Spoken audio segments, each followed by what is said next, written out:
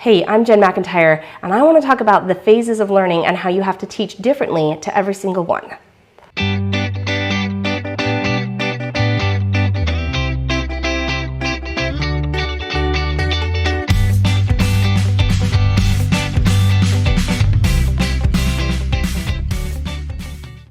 It is really tempting to think that kids are sort of mini-me's, little, just shorter versions of us, and so they should have the same learning style as we do, and they should pretty much do everything the way we do, only maybe smaller.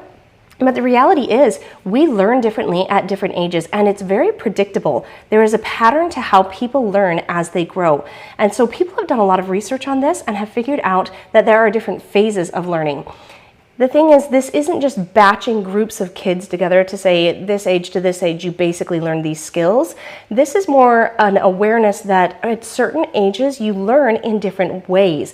And so the way that we teach needs to adapt and be flexible to the needs that the kids have at each individual age or phase of learning. Now, a lot of people talk about phases of learning, but I'm going to discuss them as they've been outlined by Thomas Jefferson Education.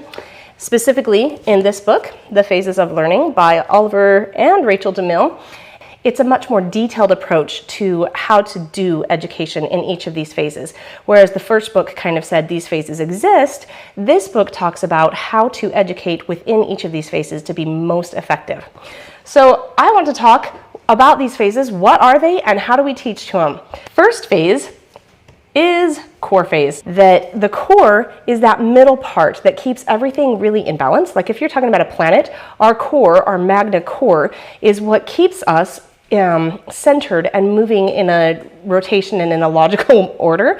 So the core in our life is that same thing. It's the beginning, it's the center of everything, and we do not ever just delete the center. The core starts, we begin there, but we don't ever get rid of it and say, done with that. The core just is always there and we always take care of it.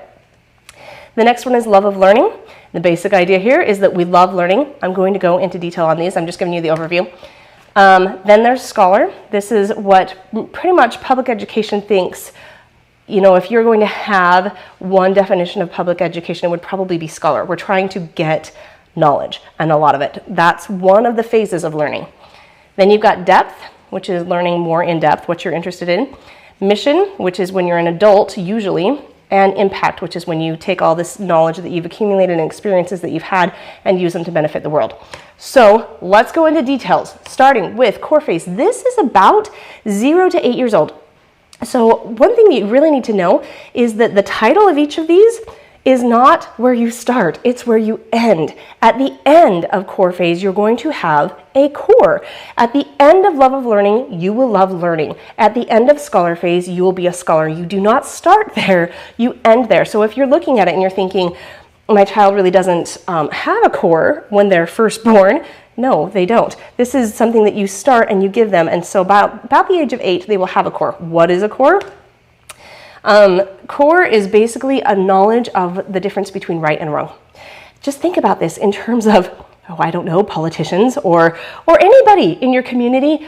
How great would it be if we had a solid core and understood right versus wrong? If we understood true versus false and good versus bad. These are things that we learn when we're very little kids. You can sort of theoretically, and you could learn it later in life, but it's way more effective if you get that into the kids when they're very young. They're really receptive. They're trying to figure out the world around them. They're looking at having the framework and the lens that they're going to view the rest of their life through. These first years are super important to understand and determine how you see the world. When your kids are little, you just work and play with them. That's it. If you work with your kids, you're going to teach work ethic, you're going to teach skills, just how to basically do stuff around the house and working on the car and on the shed and whatever you're working on. That is very important. Also play, having plenty of time to just play with kids. That's very important to teach them all of these different skills. The other thing, the other great tool that you can use at this age is what Marlene Peterson in the Libraries of Hope, or Well-Educated Heart, she refers to as the heart languages, which are music, art, story, and poetry. And if you use these things in the 0 to 8 years, they just have huge impact. If you really focus on making sure that those first years are working together and playing together and doing music and art and story and poetry, you're going to have a much better, well-rounded child ready to take on learning than if you just immediately started hammering into them the skills of reading and writing and math and all those things. That is not to say that you cannot do some of those. It's to say they should never become the center. Always, always, you should have as the center this right versus wrong and good versus bad and true versus false. That is the core phase. Now, each of these phases are very natural, and there's never a point where you're like, woohoo, you've graduated, now you have gone from core phase to love of learner. They just flow. They're very natural. This is something that happens if you've never heard of them before. But you should know that love of learning phase generally happens between about 8 to about 12 years old. And that's a general time. Boys generally tend to be a little bit older on both ends, beginning and ending of this phase. But this phase, again, when you're done with it, they're going to love learning. And what you're going to have as your objective during this phase is to not only love learning, but to gain life skills. Life skills are things like getting along with other people, learning how to control your temper, learning how to wash the table, feed the animals, just basic taking care of yourself and the things around you. You also learn how to learn. This is something that a lot of times we take for granted because it's been so long since we've learned how to learn. But at this point, kids don't necessarily know, hey, you could go to a library. That's a cool tool. Have you ever, you can watch a movie to find stuff. You can go out and have a field trip and discover things on your own. You can actually try, if you want to learn how to sew, we can actually learn how to sew. This is something that you can do and pick up not only as a skill, but as something that you can learn. This is part of the love of learning. Maybe one of the main parts is to learn the skills of learning so that later when they have to really dive deep and learn a lot of stuff, it won't be that big of a deal because they'll know how. So the goal of love of learning is just to figure out how to learn and really to discover your own love of learning. The tools that we use to teach this are projects. Projects are things like sewing or maybe building a shed or working on a car or anything that you can take from nothing to creation. That's going to be a project, something that you build, something that you create. Unit studies are a really great idea for teaching this age because one of the things that you really want to do in love of learning is just have tons and tons of information given to the kids because they are at that point where they're like, wow, have you ever heard of a brachiosaurus? This is the coolest thing ever. Or they want to talk about sharks, or they want to say, did you know this is how candy bars are made? They're just so on fire learning about how many different things are out there and the excitement that is their life that you want to be able to really put as many things in front of them and say, yes, that is cool. Did you know that you also got this? Did you know that you can make candy bars on your own? Did you know that you can create your own bread? These are things that you can do, or you could buy them. Do you want to see the machines they make them in the store? And so all these different opportunities to learn. Unit studies are a great way to accomplish this because they will take some core idea like pioneers. Let's say that you want to learn about pioneers. And so pioneer is the center of your unit study. And while you're learning about pioneers, you're going to learn about wagons. And maybe you'll learn about an odometer while you're learning about wagons and figure out how big that wheel is and how many times it goes around and how far you go based on that. There's a lot of math you can work into there. Maybe you want to learn about making butter, or a lot of those homesteading skills that they had as pioneers. Or maybe you really want to learn about animals, that they had to deal with a lot of animals, not only for transportation, but it was a part of their life. They had chickens, they had sheep, they had a lot of different animals in their lives, so you might want to learn about that and do that in a hands-on way. Sewing, they did a lot of sewing, so you could learn about sewing during the pioneer times.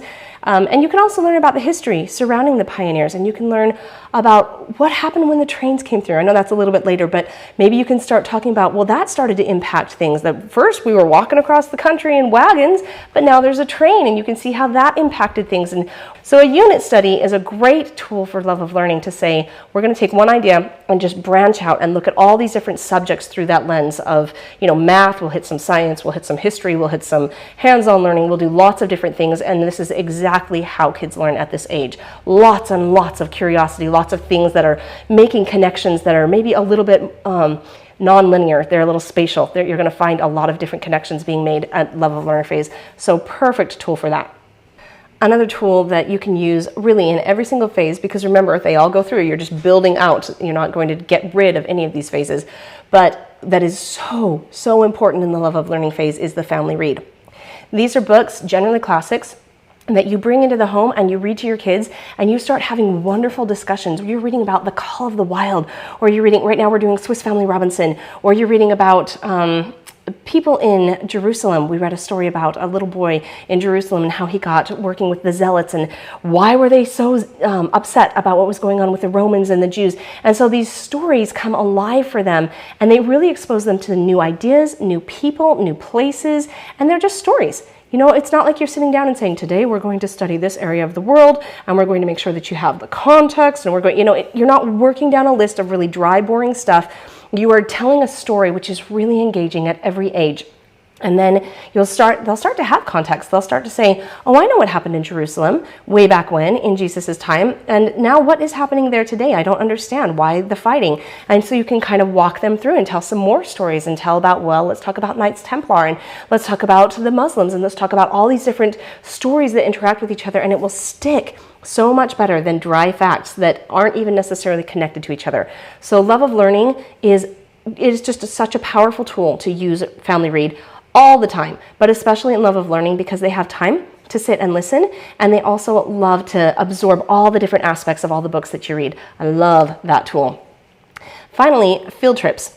This age especially, they are trying things out. They're touching them, they're manipulating, they're trying to build and do and create and become, and that is something that you really get a lot of on field trips, getting out and trying something. And I've seen people who do fabulous field trips. We're going to go to Disneyland and work behind the scenes and actually become Mickey or something. I mean, really incredible field trips.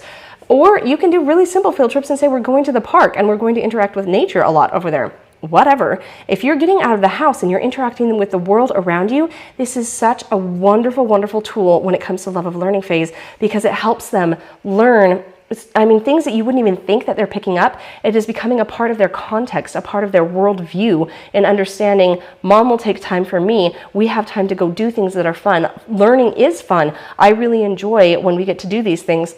It's so important in every phase, but especially in the Love of Learning, because that's the goal, to love learning. So you want to make it super duper fun. And there's no guilt here.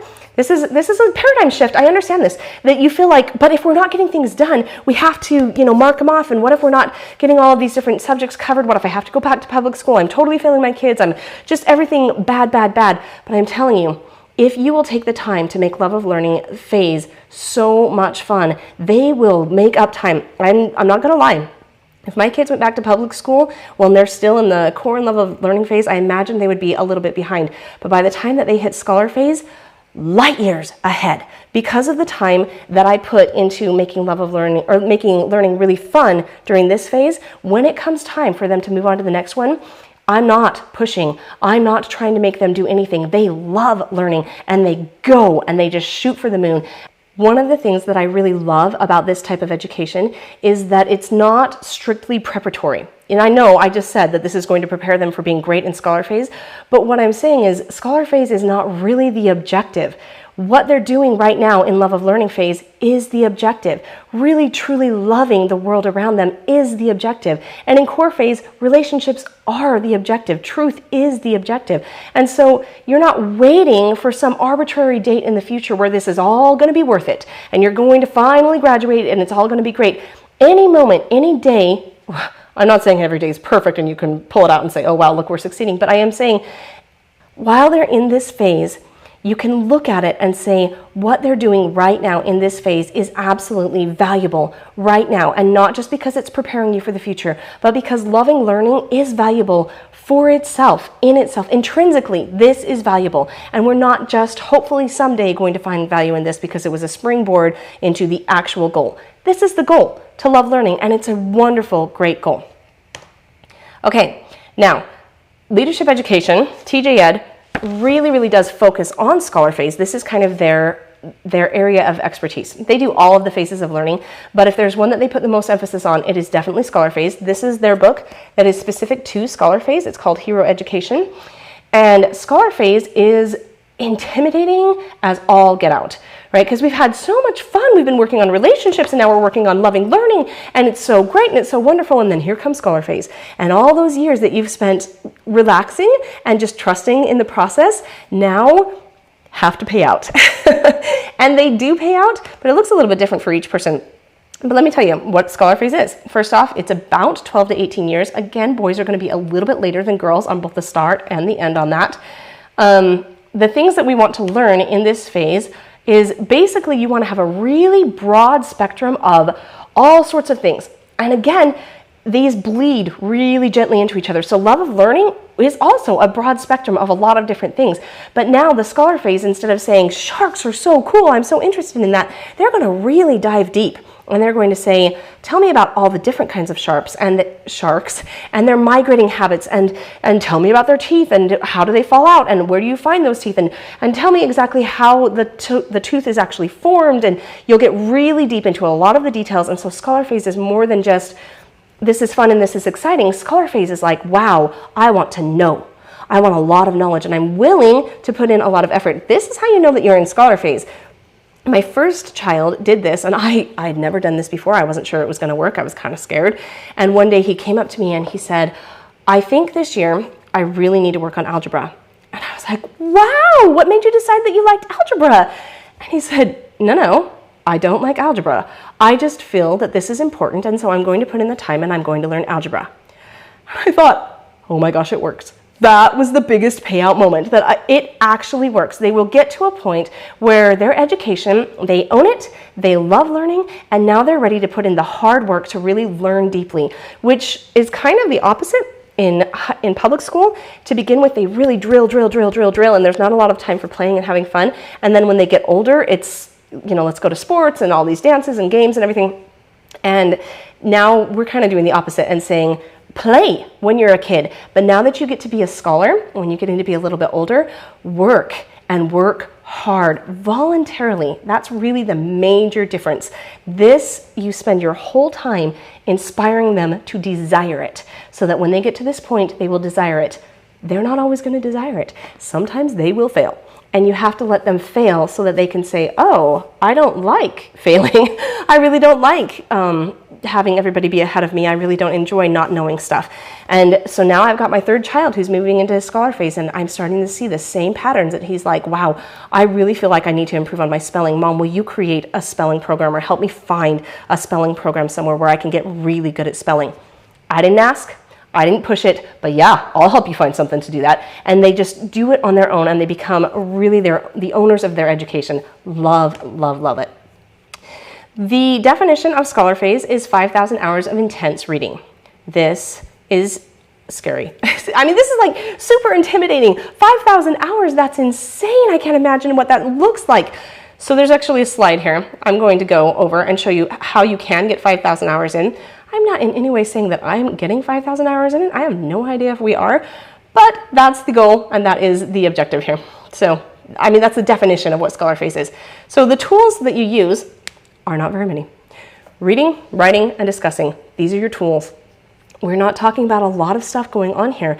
They spend hours and hours reading good books, and starting out, that means fun books. And then they sort of really meld into doing the deeper, harder books. And then they write about them and they discuss. And that changes too. Who they're writing, how they're writing improves. And then you start discussing. And so to begin with, maybe their discussion is just with themselves. Maybe they just talk it out with themselves if they're shy.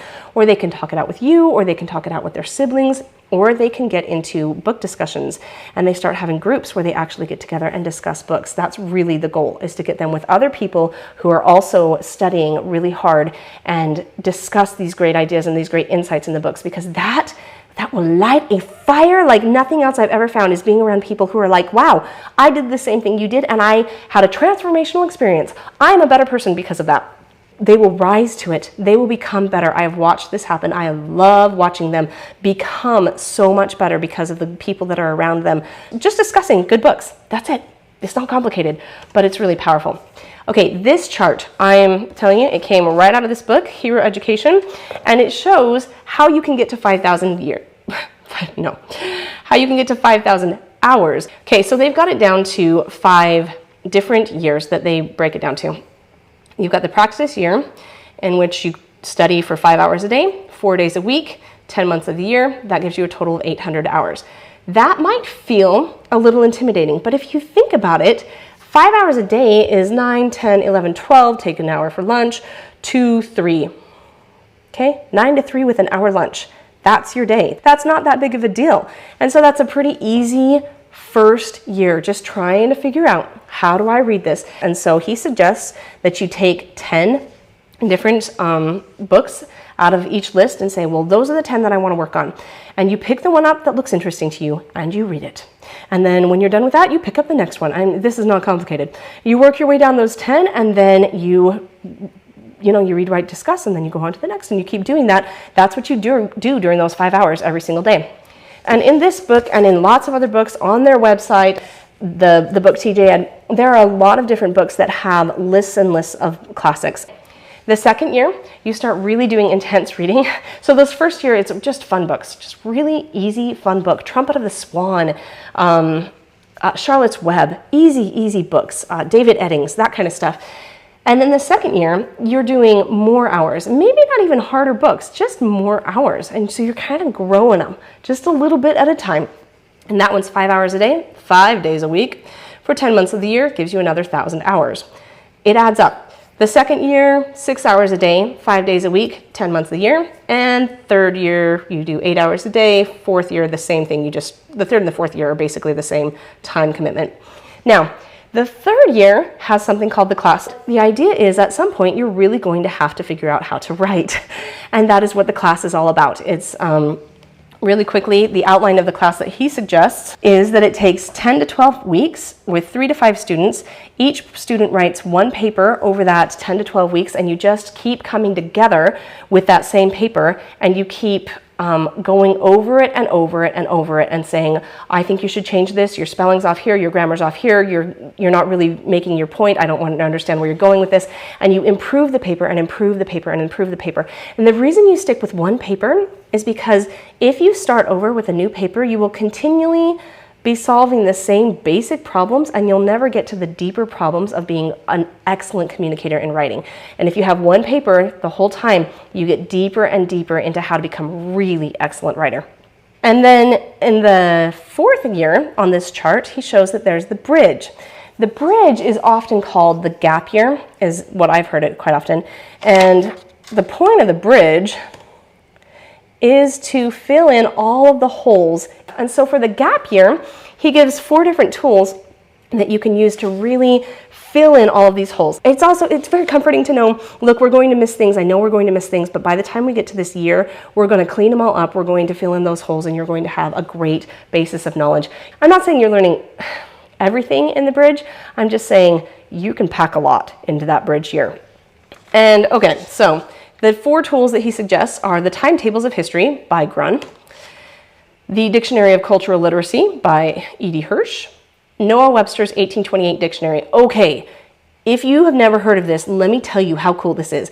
This is the last year that Noah Webster's dictionary had any references to the scriptures. And so when you go to this particular dictionary, the 1828 dictionary, and it's free online, or you can buy it, and you will be able to look at the original meaning of words, and they're different.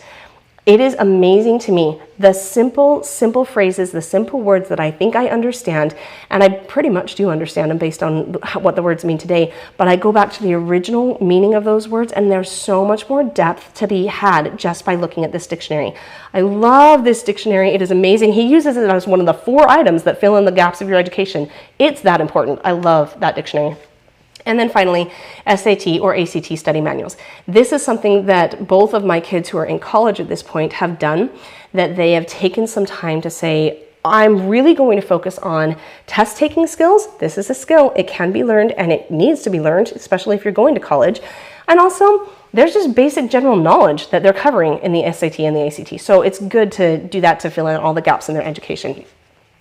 That is it for Scholar Phase. That is really the focus of a lot of the writings and the audios and everything when it comes to TJeD. They focus on Scholar Phase because you may have noticed it's hard, and it helps to have a lot of support and a lot of structure to help us understand what it looks like, because we didn't have it. I didn't have it. You know, people don't do a Scholar Phase anymore, and so it's very difficult to envision what this might possibly be and how I can possibly make it happen with my kids in my home where I also have other kids at different phases. It can be tricky, so there are a lot of resources there. Do check them out, tjed.org. Okay, couple more phases. These are not as heavily discussed because a lot of it takes place outside of your home, and also you're very independent at this point, so you don't need a lot of help. But the first one is depth phase. Depth phase is basically college. This is when you have decided, this is what I'm interested in, I want to pursue this particular thing, and you're looking at internships or college or some sort of combination of that to get your deeper learning ready to go on into the workforce or start your own company. So depth phase is really, I know what I'm interested in, let's go for it at that point. Yep, learn deeply about the things you're interested in. And one of the things that's really important in this is that you keep reading classics, because it can be really easy to get into college and just be in textbooks all day. Nothing will dry up your soul like being in textbooks all day. And so I wish if I could go back and talk to my college age self, I would say, just read something other than textbooks. Just, even novels. Just do something that will keep your soul nurtured, because this is such a hard thing mentally and socially and emotionally. There's a lot going on when you're in college, that it's really important to continue having things in your life that will nurture your soul. And so classics provide that a lot. Remember, classics are not just books. That's music, that's art, that's nature. There's a lot of different classics out there, so really just making sure that you're staying in tune with things that are of really great value is important during this college phase. And also verify that truth is being taught. This can be hard because now your kids are adults, but there's a lot that goes on campus that is not true, and they are learning still how to identify truth, and they haven't quite figured out how to tell in a very convincing argument if it was right or not. And so touching base with your college age students is really important to say, okay, this part was true, this part was not true, and I can see how that's confusing. Let's figure out how to pull apart each of the aspects of truth and falseness in there so that they can learn for themselves. That's an important part of depth phase. Mission phase is when you have become an adult. You're pretty much done with college. Usually people have a family at this point, and there are a couple things you want to learn, and it just has to do with where you are. But if you have a family, you want to learn, how do I be a good spouse? How do I be a good parent? Newsflash, you don't know how. And it's even if your parents, which would be my generation, right? Even if we were amazing, which let's be honest, we're not. But even if we were like perfect at every part of parenthood and at every part of being a spouse, your kids may not have picked up on all of it. You can live right next to something and not really absorb how to do it yourself. And so now when you're here in mission phase, you've got to figure out, how do I interact with my spouse? How do I raise my children in good and wonderful ways? And a lot of study and effort goes into this, right? Because remember when you were young parents, or maybe you are a young parent right now, that there's just a lot of work that goes into dealing with kids and all of their needs and making sure that your needs are getting met. So that is mission phase, really taking care of needs, yours and everybody who depends on you. Also, this is a fun time of life. You're learning to provide for your family for the first time, and you are at the lowest earning potential you are ever going to be at. So that's exciting. And so you can be starting your own business, or if you're working in a company, you want to be really contributing to that company and not just showing up and punching the card, because man, that will suck your soul dry too. You really want to be doing things that matter. And maybe that means that you do go to work, but you're also building a side hustle, building a business on the side. But you want to be doing something that really matters, because this is what you've been prepared for. This whole time, all of this education, you don't want to just give up now that you're on your own. You want to really engage and let your education work for you and become a really impressive person who does things that matter. So the tools that we use in mission phase, at this point, it is not the parent generally helping the child. At this point, the child is the parent. And so you want to go find mentors. I had so many great mentors at this age where I would find moms who had teenagers when I had kids, and I would just say, how the heck did you do this? How can I keep my house clean? How can I cut my kids' hair? I don't understand how to deal with all of these temper tantrums. I don't know what to do. What is the point of going to church? All I do is walk the halls. I had all these questions. And I really had some wonderful mentors, some women who were older than me by just a couple of years, who were able to say, I've been there, I understand, you're doing a great job, and here are some tools that I used. So finding those mentors is really, really key. I also, if you're starting a business, finding mentors who do whatever it is that you're doing in your business, really, really key to have somebody help you make those next steps. And this should be pretty natural at this point because you've had mentors all growing up, all through scholar phase. That was a part of having a great mentor, is that they went and found other mentors and helped you locate mentors into your life and follow mentors and become a better person based on their advice. I hope that this is natural at this point. My kids aren't this old. I don't know how this is going to go, but this is the theory, that they will be able to find mentors and really improve themselves based on what these inspiring people in their lives help them with. Also, Greg Denning mentioned this, that you should become an expert in every single area of the life that you're engaged in. Are you a parent? Become an expert on parenting. If you're married, become an expert on being a good spouse. If you are a leader in any capacity, become an expert on what it takes to be a leader. Are you a communicator? Learn everything there is to know about how to communicate. You know, whatever it is that you're doing in your life, you want to become really, really informed about it, because you're going to have to do it with some level of expertise. And you want to be able to have some basic level of knowledge about these things that maybe you didn't ever study. In all of your phases of learning up to this point, you just never really figured out how to be on the city council, because why would you? You weren't interested in it, and now you are.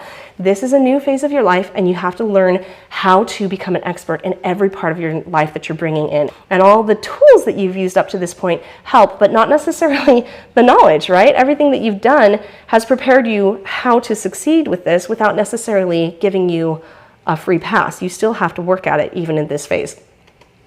The last phase is impact phase. And this point, you're a very seasoned adult, you're probably a grandparent.